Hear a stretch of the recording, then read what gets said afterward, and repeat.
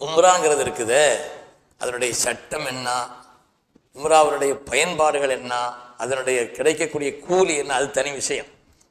உம்ராங்கிறது 4 காரியங்கள். உம்ராவுடைய ருக்குன்கள் 4 ஃபரல். 4 செய்தாச்சுன்னா உம்ராங்கிறது முடிஞ்சு போச்சு. 4 காரியம்தான் உம்ராவுடைய அடிப்படை. இது நாமளாக விளங்கிக்கிறணும்.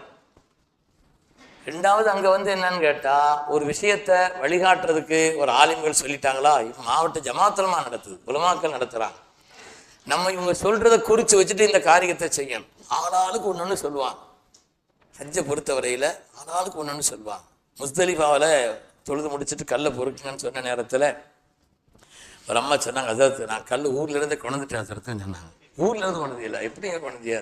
இல்லை, நாங்கள் கொஞ்சம் கல்லா சின்ன சின்ன கல்லா பொறுக்கி இங்கே உள்ள செய்தான் போய் எதுக்கு ஊரில் உள்ள செய்தானில் போகணும்னு சொல்லிச்சு. இது மாதிரி என்னத்தையாகன்னு சொல்லிக்கிட்டு ஒரு காரியத்தை செய்திடக்கூடாது. அது என்ன செய்யணுமோ அதை விளங்கி அந்த காரியத்தை செய்யணும். அது ரொம்ப முக்கியமானது. உம்ராங்கிறது 4 விஷயங்கள் சேர்ந்தாச்சுன்னா உம்ராங்கிறது முடிஞ்சு போச்சு. முதலாவது எஹ்ராம், 2வது தவாஃப், 3வது சஹி தொங்கோட்டம் ஓடுவது நடப்பது, 4வது தலைமுடி இறக்குவது குறைப்பது. ஆண்களாவது முகத்தை பார்த்து பேசிக்கிட்டு இருக்கிறோம். பெண்கள் கொஞ்சம் கூடுதலாக கவனமாக நீங்கள் கவனிக்கணும். பெண்கள் கொஞ்சம் கூடுதலான கவனமாக நீங்கள் கவனிக்கணும். சந்தேகங்கள் இருந்தால் கடைசியில் நீங்கள் எழுதி கேட்டுக்கோங்க. ஹஜ்ஜு உம்ரா சம்மந்தப்பட்ட எந்த சந்தேகங்கள் இருந்தாலும். அப்போ 4 விஷயங்கள் திரும்ப திரும்ப சொல்லும் பொழுது நினைக்கக்கூடாது. அது ஒரு தடவை சொல்லிட்டால 2வதுக்கு சொல்கிறா நினைக்கக்கூடாது. அது திரும்ப திரும்ப சொல்லும் பொழுது என்ன செய்ய மனசில் பதி. உம்ராங்கிறது மொத்தம் எத்தனை விஷயங்க? 4 விஷயங்கள். நீங்கள் சொல்லுங்க, அசச்சத்தை போட்டு எதுக்கு நீங்கள் தான். உம்ராங்கிறது 4. முதலாவது எஹ்ராம், 2வது தவாஃப், 3வது சஹி, 4வது தலைமுடி இறக்கிறது, அதற்கு குறைக்கிறது. இதுதான் உம்ரா. இந்த காரியத்தை செய்து முடிச்சுட்டோன்னு வைங்க, உம்ராவுடைய காரியங்கள் முடிச்சு போச்சு. இதில் முதல்ல எஹ்ராம். இந்த எஹ்ராம்ங்கிறது ஹஜ்ஜுக்கும் அடிப்படை, உம்ராவுக்கும் அடிப்படை. அதனால ஹஜ்ஜிலையும் எஹ்ராம்ங்கிறது தேவை, ஹஜ்ஜிலையும் எஹ்ராம்ங்கிறது தேவை, உம்ராவிலும் எஹ்ராம்ங்கிறது தேவைங்கிறதுனால இந்த எஹ்ராம் கொஞ்சம் கூடுதலாக நம்ம கவனிச்சுக்காங்க. எஹ்ராம் என்பது அது நியத்து செய்வதற்கு முன்னால் 5 விஷயங்களை பேணிக்கிறோம். எஹ்ராமை பொறுத்தவரையில் எஹ்ராம்ங்கிறது நியத்து செய்கிறது தான். துண்டை போட்ட உடனே நம்ம எஹ்ராம் அப்படி அணிஞ்சிட மாட்டோம். நியத்து எப்போ செய்கிறோமோ அப்போ தான். அந்த எஹ்ராம் நியத்து செய்வதற்கு முன்னால் 5 காரியங்களில் கவனம் செலுத்த வேண்டும். அந்த 5 காரியங்களை செய்கிறது அவசியமானது. முதலாவது, நகங்கள் இருந்தால் வெட்டி கொள்ள வேண்டும். நேற்று நகை வெட்டினோம், இன்னைக்கு போய் என்ன செய்ய வேண்டியதில்லை, கையை புண்ணாக்கிற வேண்டியதில்லை. நகங்கள் இருந்தால் நகத்தை வெட்டி கொள்ள வேண்டும். களையப்பட வேண்டிய முடிகளை களைந்து கொள்ள வேண்டும். 2வது, களையப்பட மார்க்க விஷயங்களை சொல்லும் பொழுது வெட்கப்படக்கூடாது. களையப்பட வேண்டிய விஷயங்கள், உதாரணம் மூக்கினுடைய உள்முடி இருக்குது, அதெல்லாம் களைஞ்சிக்கிறோம். சில பேர் நினைச்சாங்க எஹ்ராம் எடுத்துக்கிட்டு அப்படி மூக்குள்ள கை விட்டுக்கிட்டே பிடிங்கிட்டு இருப்பா. அதனால மூக்கினுடைய உள்முடி, கம்கட்டினுடைய முடி, அடிமுடி, களையப்பட வேண்டிய முடிகளை களைந்து கொள்வது 2வது. 3வது, சுன்னத்தான ஒரு குழி, எஹ்ராமினுடைய சுன்னத்தான குழி நீயத்து வச்சு குளிக்கும். தொடக்குள்ள பெண்களாக இருந்தாலும் குளிக்கணும். குளிக்கிற காரணத்தினால தொடக்கெல்லாம் போயிடாது. ஆனாலும் கூட இந்த எஹ்ராமினுடைய சுன்னத்தான குளிக்கிற சவாபம் அவங்களுக்கு கிடைச்சிடும். அதனால தொடக்குள்ள பெண்களாக இருந்தாலும் கூட அவங்களும் குளித்து கொள்ள வேண்டும். 3வது. 4வது, உடலில் நறுமணங்களை பூசிக்கொள்வது. நல்ல வாசனை உள்ள திரவியங்களை ஆண்கள் பூசிக்கொள்வதும், கொஞ்சம் வாசனை குறைவான ஒரு நிலையிலே உள்ளதை பெண்கள் பூசிக்கொள்வதும் நல்லது. திரவியங்களை வாசனைகளை பூசிக்கொள்வது என்பது ஒரு சுன்னத்தான காரியம். அது மாதிரி எஹ்ராமுக்கு முன்னால் 2 ரக்காத் தொழுது கொள்வது. 2 ரக்காத் தொழுது கொள்வது. இந்த ட்ரெஸ்ஸை போட்டுட்டு தொடணுங்கிறது இல்லை. ட்ரெஸ்ஸை போட்டுட்டும் தொடலாம், போடுறதுக்கு முன்னாலையும் தொடலாம். எப்போ நம்ம எஹ்ராமில் ஆகிறோம் என்று சொன்னால், நீயத்தை எப்போ வைக்கிறோமோ, நீயத்தை எப்போ வைக்கிறோமோ அப்போ தான் நம்ம எஹ்ராமில் ஆகிவிட்டோம்னு அர்த்தம். இப்போ நீயத்து செய்கிறோம். நம்ம இந்த 5 விஷயத்தை முதல்ல முடிச்சிட்டோம். காலையிலே குளிக்கலாமா? குளிக்கலாம். காலையிலே குளிக்கலாமா? குளிக்கலாம். அந்த நேரத்தில் தான் குளிச்சு ஆகணுங்கிறது இல்லை. கொஞ்சம் முந்தைய அந்த நீயத்தோடு குளிச்சிட்டோம். நம்ம எஹ்ராமுக்கு முன்னால் நகை வெட்டணும், நேற்று நகை வெட்டிட்டோம், சரி பரவாயில்லை. முடி களையப்பட வேண்டிய முடி கொஞ்சம் முந்தி பிரிந்து இருந்தால் அதெல்லாம் ஒன்றும் இல்லை. அதெல்லாம் அந்த காரியங்களை முடிச்சுக்கணும். அதுக்கு பிறகு நம்ம நீயத்து வைக்கணும். நீயத்து நான் உம்ராவை நீயத் செய்கிறேன்னு நம்ம மொழியில் சொன்னாலும் போதுமானது. அரபியிலையும் வேறு வேறு வாசகங்கள் இருக்குது. வைத்து உம்ரத்தன் பல காரியங்கள் இருக்குது. ஆனாலும் அல்லாஹும்ம சொல்லுங்களேன், இன்னி உரீதுல் உம்ரத ஃபயஸ்ஸிர்ஹா லி ஃபதகப்பல்ஹா மின்னி. யா அல்லாஹ், உன்னுடைய பொருத்தத்தை நாடி உம்ராவை நியத்தி செய்கிறேன், இதை எனக்கு லேசாக்குவாயாக, கபூல் செய்வாயாக அப்படின்னு சொல்லிட்டு ஒரு 3 தடவை தல்பியா ஒரு சலவாத்து ஓதிட்டோம்னு சொன்னா நம்ம எஹ்ராமில் ஆகிவிட்டோம். எஹ்ராமில் ஆகிவிட்டோம்.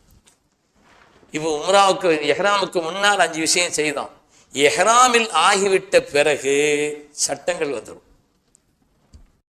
எஹ்ராமில் ஆகிவிட்ட பிறகு ரப்பினுடைய அனுமதி இல்லாமல் ஒரு முடியை கூட எடுக்க முடியாது. ஒரு முடியை கூட எடுக்க முடியாது. கட்டுப்பாடுகள் வந்துடும். எஹ்ராமில் ஆகிவிட்டால் 8 விஷயங்கள் ஹராம் ஆகிடும். எப்போ நீயத்து வச்சிட்டோமோ, எஹ்ராமில் வந்துட்டோமோ, இது உம்ராவுடைய எஹ்ராமா இருந்தாலும் சரி, ஹஜ்ஜினுடைய எஹ்ராமா இருந்தாலும் சரி, எஹ்ராமில் ஆகிவிட்டால் ஒரு 8 காரியங்கள் நமக்கு ஹராம் ஆகிடும். அந்த விஷயத்தில் கவனத்தை வச்சுக்கிறோம்.